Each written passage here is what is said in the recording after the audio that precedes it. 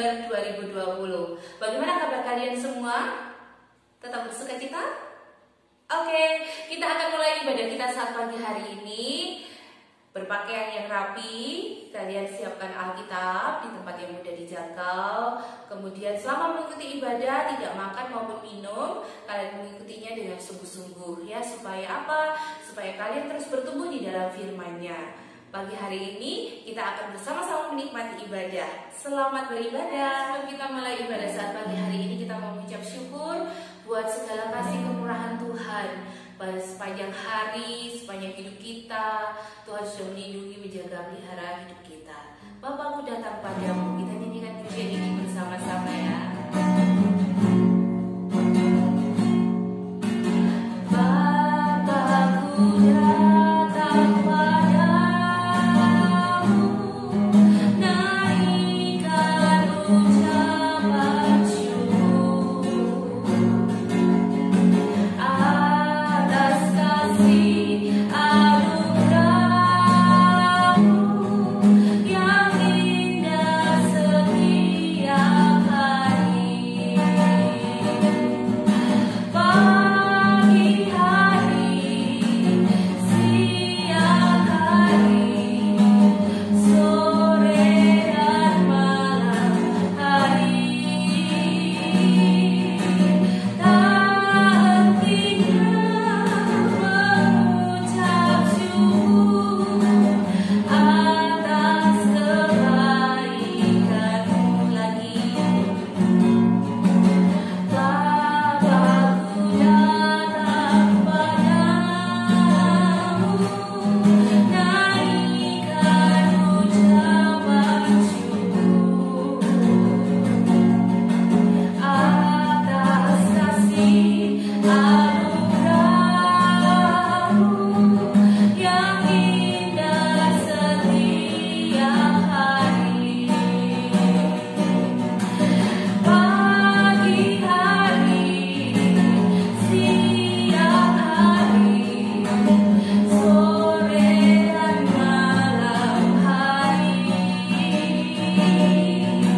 tak hentinya mengucap syukur atas kebaikan. Pagi hari, siang hari, sore dan malam hari, tak hentinya mengucap syukur atas kebaikan. Sekali lagi, pagi hari,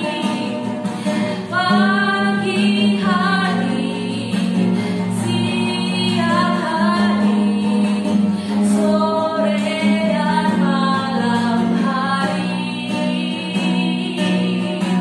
tak hentinya mengucap syukur atas kebaikan-Mu. Atas kebaikan-Mu. Mari kita bersama-sama berdoa. Bapa yang baik, kami mengucap syukur kepadamu Tuhan. Dalam setiap hembusan nafas kami, di dalam setiap waktu-waktu hidup kami Tuhan, kami rindu untuk boleh mengucap syukur kepada Tuhan. Pagi hari ini pun Tuhan, sebagai bentuk rasa syukur kami di hadapan Tuhan, kami rindu beribadah kepadamu. Kami rindu bertemu dengan Engkau Tuhan. Kami juga rindu mendengar suara-Mu Tuhan. Terlebih kami rindu untuk memberikan pujian, hormat, syukur kami hanya kepada Tuhan. Terima kasih Tuhan buat setiap waktu dan kesempatan yang Tuhan berikan dalam hidup kami. Tolong kami selama kami beribadah, pimpin dari awal sampai kepada akhirnya.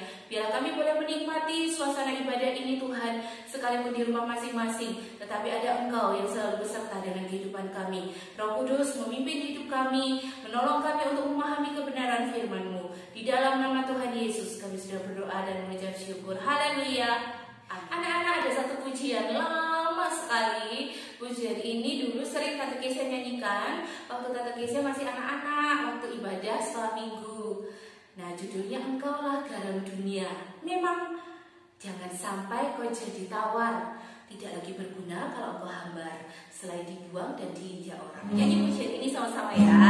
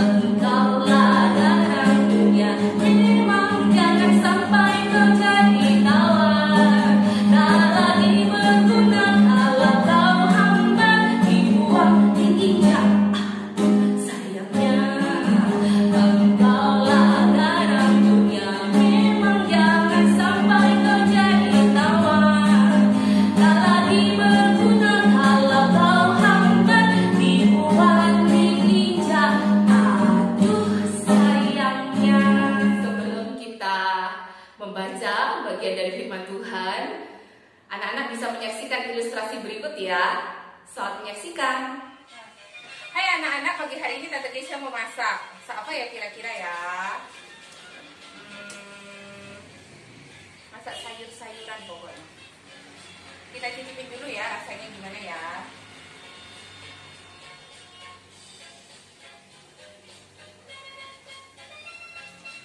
Nggak enak. Ternyata belum ditambah garam. Nih, ada garam nih. Kita masukin garamnya ya.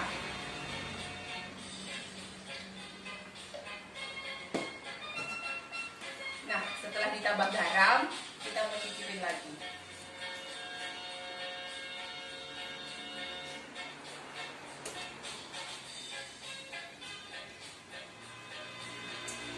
Enak. Ternyata setelah ditambah garam rasanya enak. Yang baik, kalian tadi sudah melihat sebuah ilustrasi ya yang Tante Keisha peragakan. Bacaan kita hari ini ada di dalam Injil Matius pasal 5 ayat 13 sampai 16. Tapi Tante Keisha bagi menjadi dua bagian. Ayat 13 dulu, yuk kita baca bersama-sama. Matius 5 ayat 13. Kita baca bareng-bareng ya. Hitungan ketiga mulai. 1, 2, 3. Kamu adalah garam dunia. Jika garam itu menjadi tawar, dengan apakah ia diasinkan? Tidak ada lagi gunanya selain dibuang dan diinjak orang. Anak-anak yang baik, Tante Keisha bawa sesuatu nih. Tentu kalian bisa melihat ya, warna putih-putih ini. Warna apa ini? Betul, ini adalah garam. Garam ini biasanya ada di dapur. Ya, mama, ibu, oma kalau masak itu pasti akan pakai salah satunya adalah garam ini. Kenapa? Kalau tidak ada garam, rasa sayuran atau rasa masakan sekalipun menarik, sekalipun tampaknya lezat, tetapi enggak deh, karena enggak enak, hambar, tawar. Nah, olehnya walaupun dikasih garam sedikit saja, tetapi kalau dia ini, garam ini, si garam ini masuk di dalam masakan mama, ibu atau oma kalian, pasti akan terasa enak, mantap. Kalian pun memakannya, makan dengan lahap. Tidak ada rasa yang tidak enak. Nah, firman Tuhan yang sudah kita baca tadi, kamu adalah garam dunia. Kamu, iya, kamu adalah garam dunia. Sebutkan namamu. Keisha adalah garam dunia. Siapa nama kalian? Nah, kamu adalah garam dunia. Garam itu kalau menjadi tawar, tidak ada lagi gunanya. Bisa ya garam menjadi tawar? Bisa. Ketika garam itu ditumpuk selama puluhan tahun dan diletakkan di lantai, maka garam itu akan lama-lama menjadi tawar atau menjadi hambar. Ketika sebuah garam atau garam itu ketika menjadi tawar atau hambar, garam itu tidak ada lagi manfaatnya, tidak ada lagi kegunaannya. Garam itu kalau dibuang di ladang, maka tanah di ladang itu akan menjadi keras dan tumbuhan di sana tidak akan tumbuh. Olehnya, satu-satunya membuang garam adalah di jalan. Supaya apa? Supaya jalanan yang dilalui oleh orang-orang itu menjadi keras. Olehnya firman Tuhan tadi kan bahwa tidak ada lagi gunanya selain dibuang dan diinjak orang. Ya, garam itu salah satu manfaatnya adalah memberi rasa kepada masakan. Sekalipun cuma sedikit, tetapi kalau garam itu ada di masakan, ada di makanan yang kalian makan, maka itu akan memberikan rasa. Salah satu manfaat garam adalah memberi rasa. Jadi rasanya tidak hambar, rasanya tidak tawar, tetapi bisa dinikmati. Itulah manfaat garam. Dan firman Tuhan bilang, Tuhan Yesus sendiri mengatakan bahwa kamu adalah garam dunia. Hidupmu itulah yang memberi rasa kepada dunia ini. Rasa apa? Ketika dunia ini hambar, dipenuhi dengan kekerasan, kamu memberikan rasa. Ketika dunia ini penuh dengan kepahitan, ketika dunia ini penuh dengan kekecewaan, ketidakadilan, maka kamu akan memberikan rasa yang manis di tengah-tengah dunia ini. Kamu akan memberikan rasa yang nyaman di tengah-tengah dunia ini. Kamu akan memberikan rasa kedamaian. Kamu akan memberikan rasa kebaikan. Hidup kebenaranmu akan nyata di tengah-tengah dunia. Itulah fungsinya sebagai garam dunia. Wah, gelap sekali. Kalian bisa lihat Tante Kesia nggak? Tentunya nggak bisa ya. Tante Kesia masih di sini loh, masih ngomong. Tapi cuma kedengaran suaranya aja. Ya, kalian nggak bisa lihat wajahnya Tante Kesia. Kenapa? Karena di dalam satu ruangan ini tidak ada cahaya, tidak ada terang. Yang ada hanyalah kegelapan. Ayo, kalau suatu ketika kalian ada di dalam satu ruangan, tiba-tiba lampu mati, apa yang kalian lakukan? Wah, apa kalian lakukan adalah teriak, gitu ya. Nah, anak-anak, hidup di dalam kegelapan ini tidak enak. Karena apa? Karena kita tidak bisa melihat apapun di sekitar kita. Sekalipun yang ada di sekitar kita ini keindahan. Tidak ada cahaya, tidak ada terang. Itu membuat hidup kita tidak nyaman, membuat hidup kita tidak enak. Tetapi ketika kita memiliki cahaya, kalian bisa melihat kan? Kalian bisa melihat wajahnya Tante Kesia kan? Ketika ada cahaya atau ada terang itu, maka kalian bisa melihat sesuatu. Benar gak? Ya, memang cahaya itu diperlukan dan terang itu memang diperlukan. Untuk apa? Untuk menyinari kegelapan yang ada.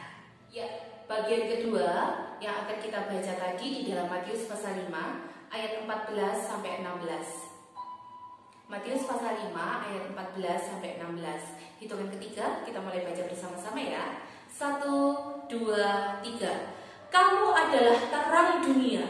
Kota yang terletak di atas gunung tidak mungkin tersembunyi. Lagi pula, orang tidak menyalakan pelita lalu meletakkannya di bawah gantang, melainkan di atas kaki dian, sehingga menerangi semua orang di dalam rumah itu.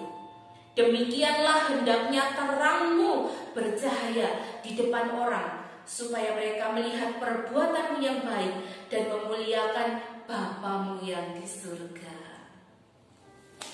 Anak-anak yang baik, tadi ilustrasi yang Tante Kesia buat, ketika Tante Kesia ada di ruangan ini, tiba-tiba mati lampu.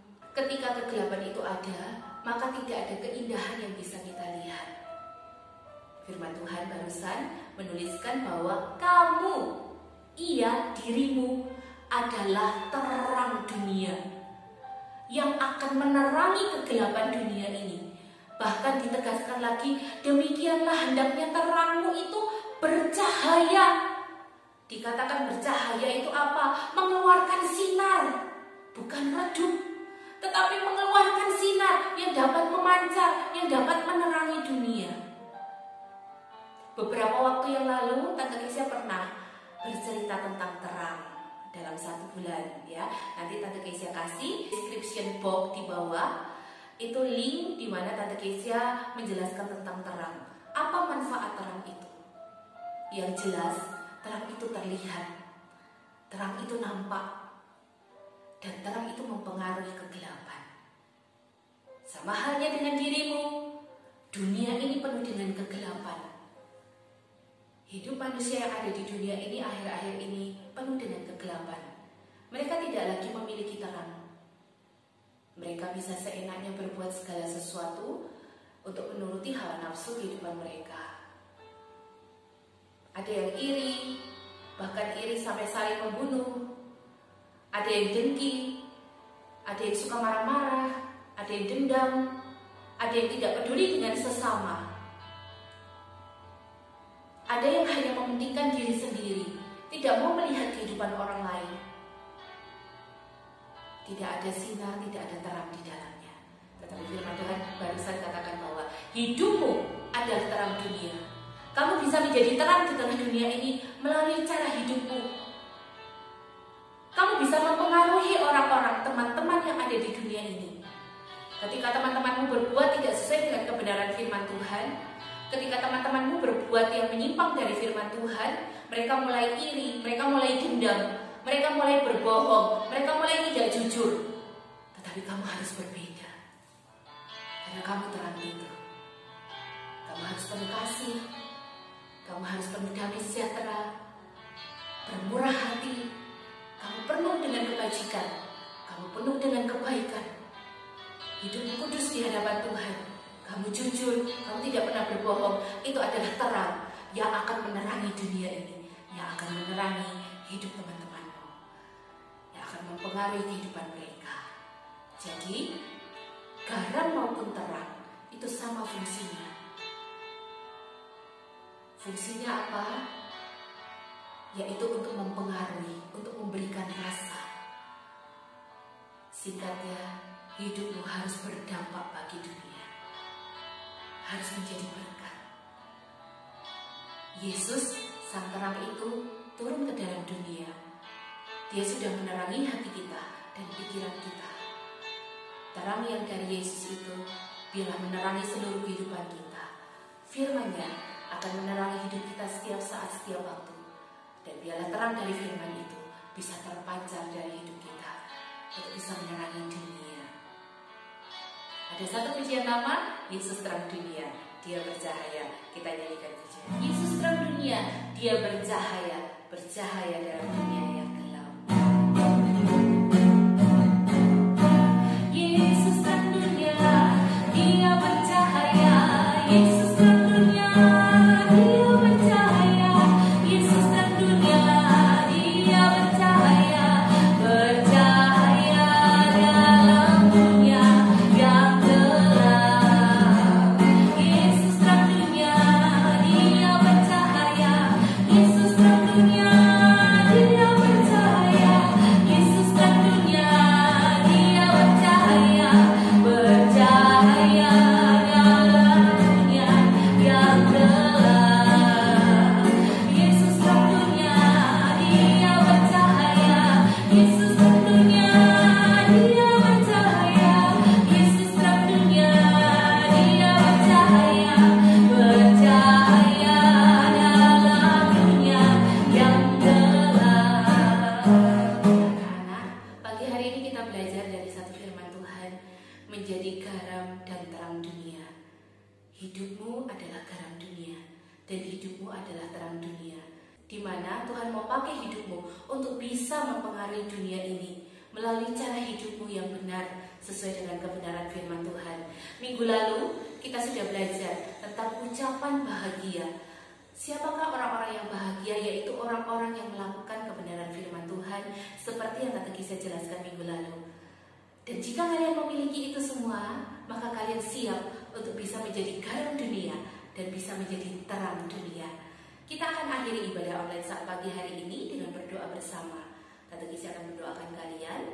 Demikian juga kalian di rumah masing-masing berdoa buat Tante Kisah juga ya. Tapi sebelumnya kita mau nyanyi satu pujian. Tuhan, inilah hidupmu. Pakailah Tuhan untuk menjadi alat kemuliaan.